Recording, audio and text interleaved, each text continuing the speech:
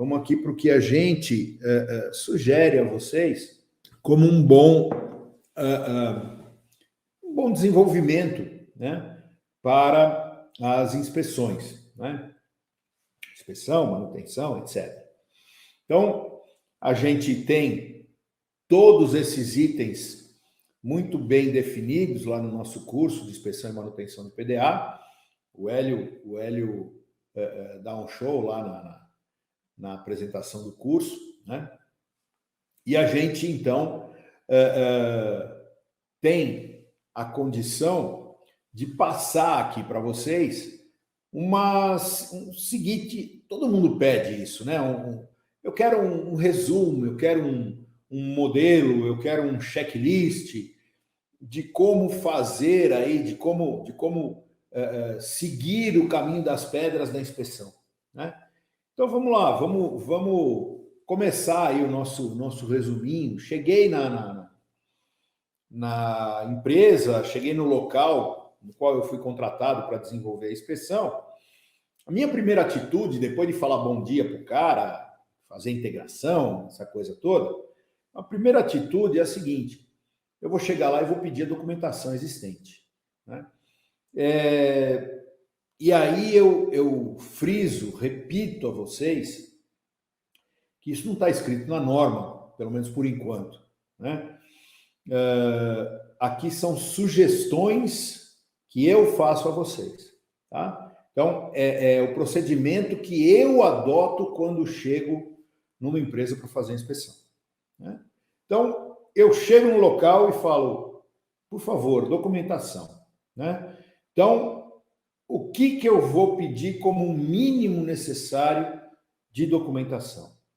Bom, eu vou querer projeto as-built. Ah, mas eu não tenho as-built. Bom, me dá um projeto para eu analisar. Você tem executivo, você tem uma folha de papel de pão com rabisco lá do desenho e tal. Eu preciso de um projeto, né? Além disso, se não for a primeira inspeção após a instalação, a gente pede os relatórios técnicos emitidos, né, em todas as inspeções periódicas. Então, precisamos desses relatórios. Um item que pouquíssimas pessoas acabam pedindo, né, é a validação da estrutura quando existe a utilização de SPDA natural, né? Elementos da estrutura como SPDA natural. Já pensam ou partem logo para fazer de novo a medição, para fazer de novo o ensaio de continuidade. E não há necessidade, tá, pessoal? O ensaio de continuidade, caso ele seja documentado e não tenha nenhuma alteração na estrutura, né, ele é válido. Ele é válido até que alguma dessas situações que eu comentei mude, né? Ou perca a documentação, ou construa um puxadinho, ou abra uma porta lá, uma parede no local para entrar caminhão, por exemplo. Então, nesses casos, não há necessidade de alteração nisso, né? Dentro do projeto as-built, deve constar não só desenho, tá? Mas deve constar memorial descritivo, né? Deve constar, deve ter ser apresentado ali todo o documento relacionado com análise de risco.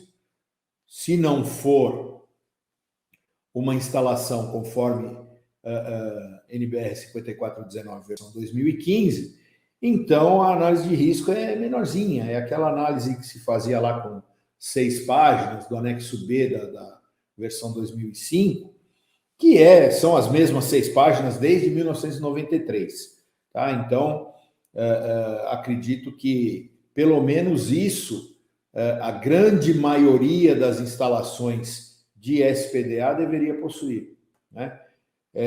Então, ter essa documentação toda, e aí a gente parte para uma comparação, ou seja, o primeiro momento de uma inspeção, ele não deve ser feita no campo, ele não deve ser feito lá fora no sol ou no tempo nublado, tá? Na chuva não pode.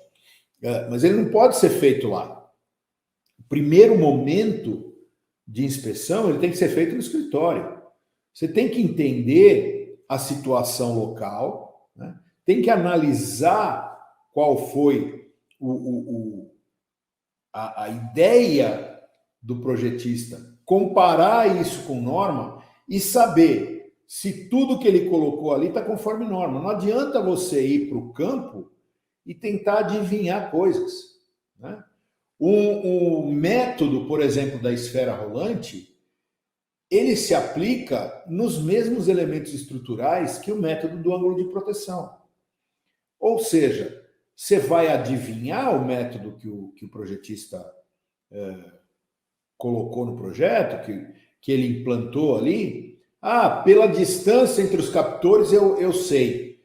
Olha, isso é extremamente temerário, porque o método pode ser misto, e ele misturar ali malha com um método do ângulo de proteção, e você engolir um método da esfera rolante. Tá? Então, precisamos ter muito cuidado com isso. Precisamos ir para o campo sabendo o que temos que encontrar. Se vamos encontrar ou não o que está lá, aí é outra história. Tá? Mas a gente precisa ir para o campo já com uma expectativa do que vai encontrar lá. E essa expectativa a gente entende no projeto. Jobson, eu vou chegar no local e em 99,9% dos locais eu vou encontrar um não desse tamanho ao invés do projeto. Não tenho documentação. Bem, então isso já é um item não conforme, né?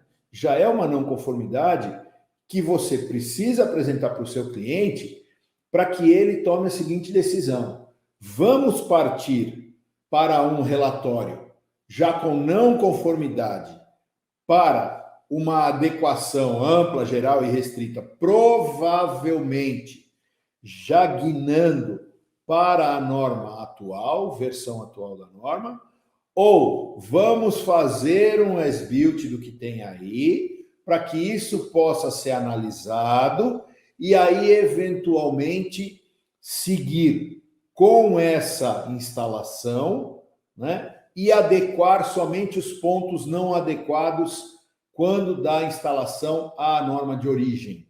Tá? Então, já é um ponto a ser definido ou redefinido no seu trabalho. Ok?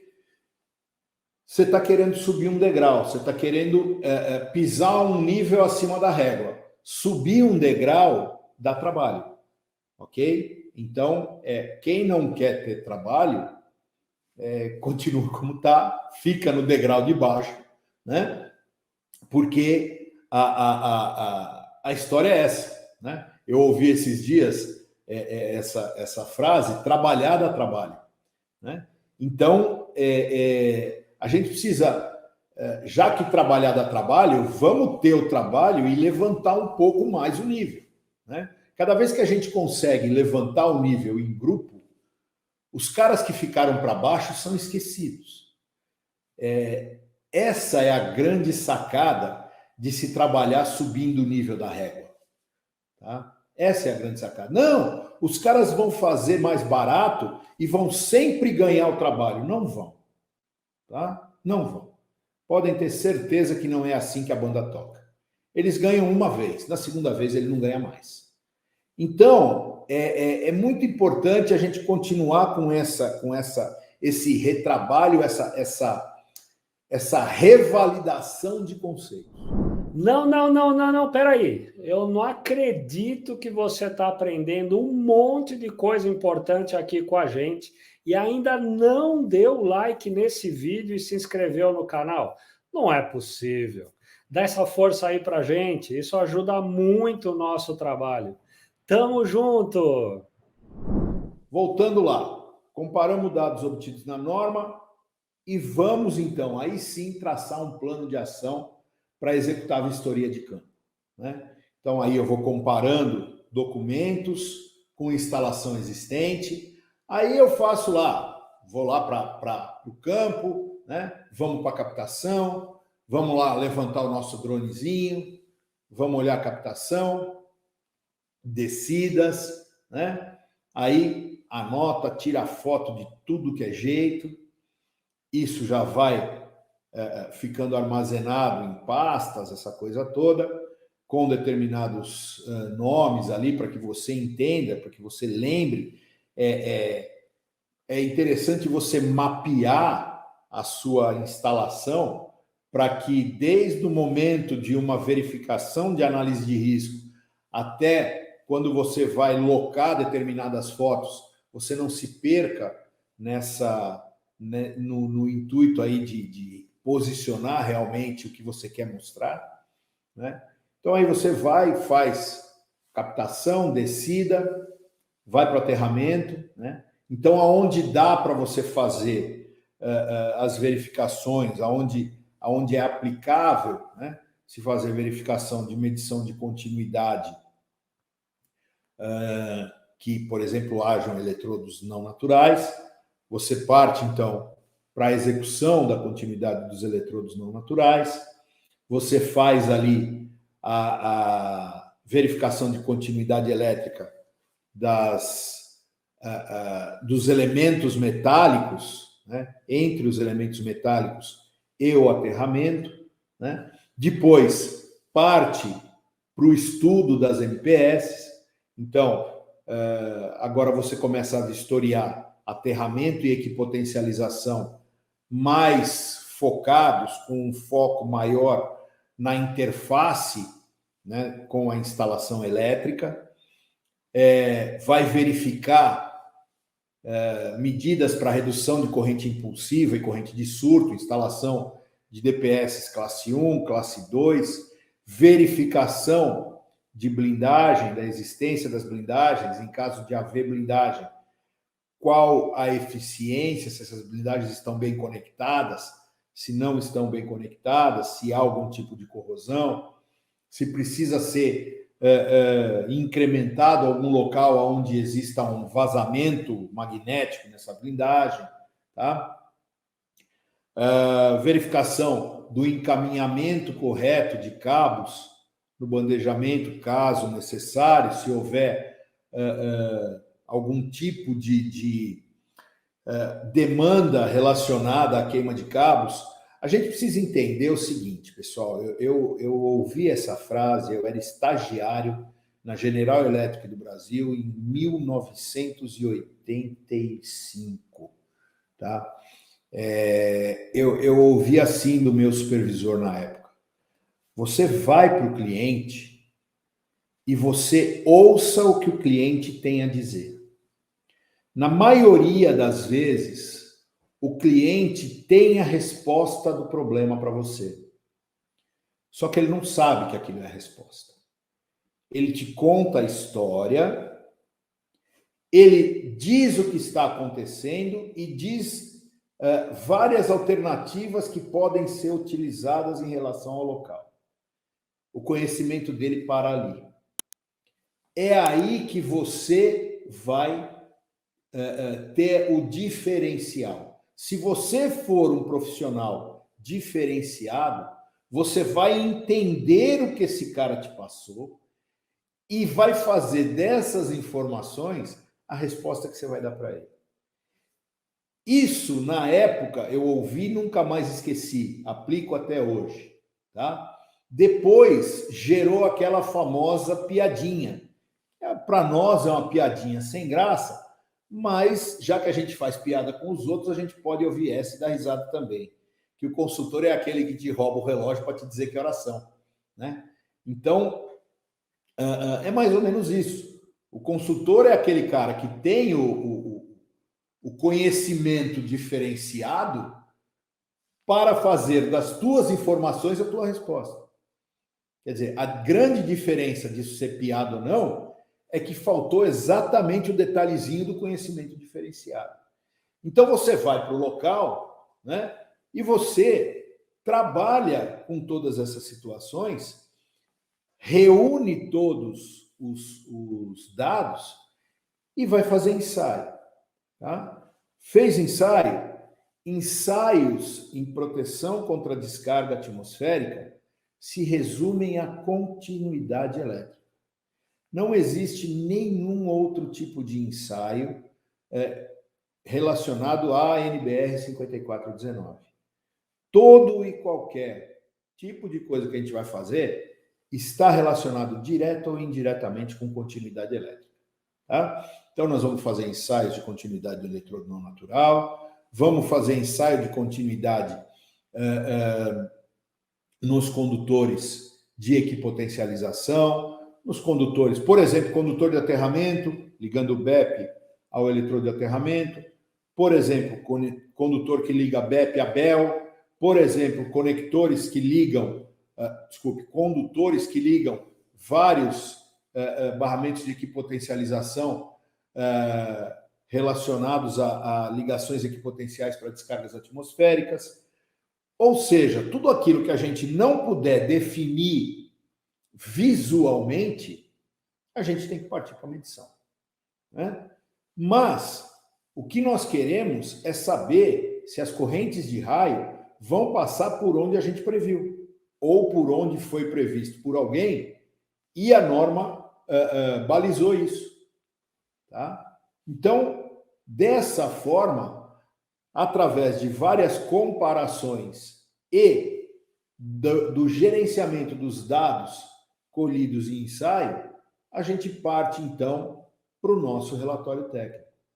E lá no relatório técnico, a gente faz toda a exposição do que foi encontrado, dos elementos que eventualmente podem ser melhorados, tá? Coloca as nossas sugestões de adequação, querendo citar a norma ou não, isso é opcional. Algumas pessoas entendem que citar a norma dá mais força à sugestão, né? É opcional. E depois disso, então, colocar suas conclusões. Quer dizer, um relatório, obrigatoriamente, ele precisa ter começo, meio e fim. Então, objetivo, né? Desenvolvimento, a forma, o método como você vai desenvolver o seu relatório, equipamentos que você vai utilizar, toda a distribuição dos dados, toda a colocação das não conformidades, relação de não conformidades, né? E a partir desse material todo, sugestões e conclusão, né? Então, eu resumidamente passei aqui para vocês como eu, Jobson, costumo atuar numa inspeção com emissão de relatório técnico, né?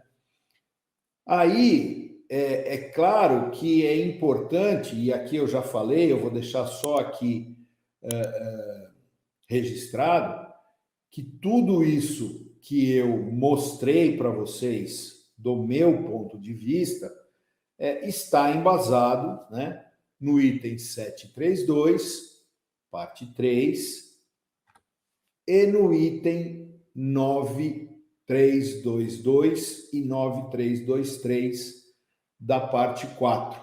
Tá? Esses itens da parte 4, os itens de inspeção, manutenção, medição da parte 4, eles não são muito, como é que eu vou dizer? Eles não têm muita moral assim na brincadeira, né? O SPDA ainda manda muito mais no mercado. As pessoas não se acostumaram ainda com medidas de proteção contra surto na forma mais ampla de ser, né? Quando a gente chega num local e fala que precisa abrir o quadro elétrico, né? O quadro de distribuição principal, quadros de distribuição, os quadros de circuitos terminais, as pessoas ficam olhando para a gente, você quer ver o quê ali? Eu te chamei aqui para ver para-raio, né? Então as pessoas ainda não estão familiarizadas com essa prática, né? Então, é muito importante que a gente, nós aqui, né, o nosso dia a dia aqui, pessoal que já tem carteirinha aqui das nossas lives e tal, que levem essa ideia, né, que carreguem essa ideia nas costas, né? A gente tem aí uma responsabilidade muito grande, né, de espalhar a notícia MPS, né? Nós temos aqui uma situação extremamente injusta, né, quando foca-se colocação de para-raio, por exemplo, para proteção de componentes da instalação ou de equipamentos internos da instalação, né? O para-raios está lá, inclusive, para destruir esses caras, né? Não existe o SPDA, captação, descida e aterramento, que seja feito para proteger um computador dentro de uma edificação, a menos que esse computador esteja colocado de forma que o raio possa atingi-lo diretamente, né? Fora isso, não há como o SPDA proteger esse computador, né? Quem vai proteger esse computador através da proteção na instalação elétrica e nas medidas mais abrangentes relacionadas com campos meu Deus, minha garganta hoje está indo para o espaço. Campos induzidos e outros efeitos, né, são as MPS, tá? Então, é importante que a gente leve essa notícia, né, com força para as pessoas, que elas entendam como novidade, sem problema nenhum isso, mas o importante é que a novidade seja forte, né? Que se possa entender que MPS é uma parte tão importante quanto o SPDA.